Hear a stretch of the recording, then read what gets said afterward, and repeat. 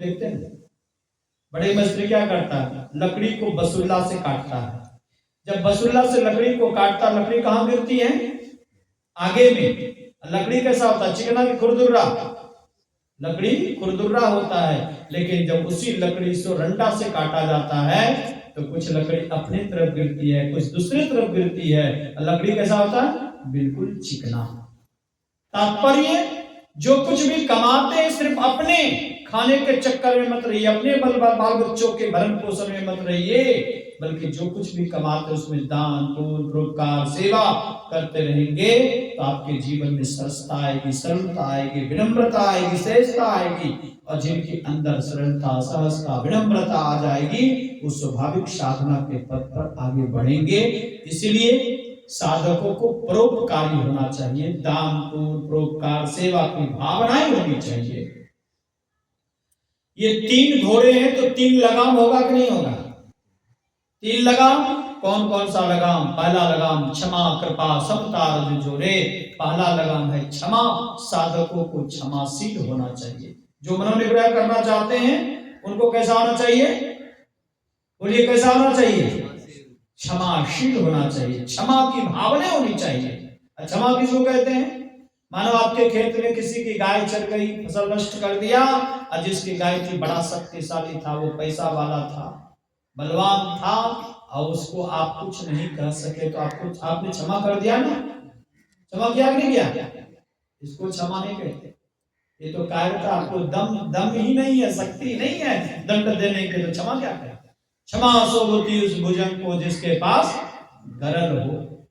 कोई विषधर सर्प, काला नाग, ब्लैक कोबरा आपके सामने अब काटेगा कि तब काटेगा, इस स्थिति में हो और अचानक दिशा बदल दे तो समझ लो उन्होंने क्षमा कर दिया। और ढोड़बा महाराज आपके बगल से गुजर गया, कुछ नहीं कह सका तो क्षमा कर दिया, उसके तो विष ही नहीं है। संतों ने कहा कि साधकों को क्षमाशील होना चाहिए। दंड देने की क्षमता हो परंतु दंड देने का गुण आपके अंदर नहीं हो, उसको क्षमा कहते हैं। क्षमा किया किसने? कुणाल ने अपनी मां तिसरक्षिता को। कथा बहुत लंबी, उधर नहीं जाऊंगा, समय बहुत अभाव है। साधकों को क्षमाशील होना चाहिए। बातों ही बात में क्रोध नहीं करना चाहिए। तो क्या करें? क्रोध नहीं करें? क्रोध करो ना। किसने मना किया क्रोध करने के लिए? कैसा क्रोध करेंगे? जैसे ढोलक बजाने वाले को देखते हैं ना, जब ढोलक बजाना होता है तब नाल की चाबी चढ़ाता है, चढ़ाता नहीं चढ़ाता? अब बजाया हो गया तो फिर उतार देता है, ढीला कर देता है ना जी। उसी तरह आवश्यकता पड़े तो क्रोध करो। क्रोध नहीं करोगे तो काम भी नहीं चलेगा ना।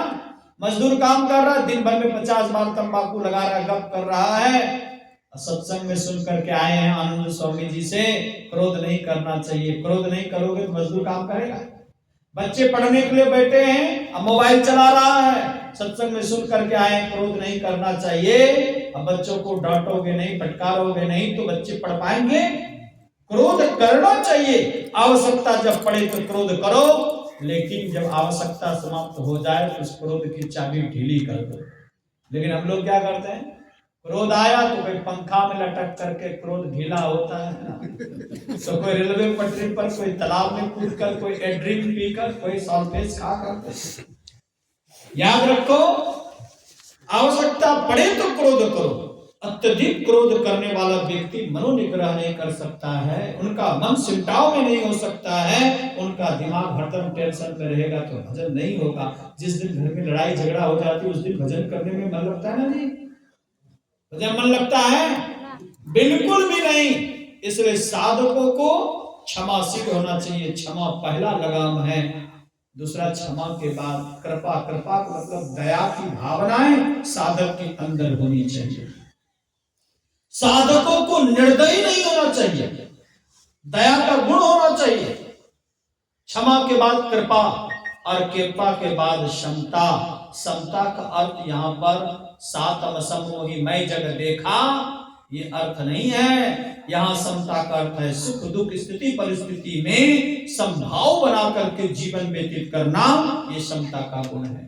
यानी अपने जीवन को बैलेंसिंग बनाकर रखना, ये क्षमता का गुण है।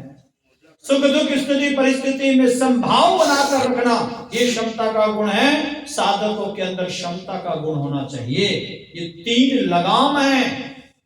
अब रथ बनकर के तैयार है तो रथ को चलाने वाला चाहिए कि नहीं चाहिए? बोलिए श्री सद्गुरु महाराज की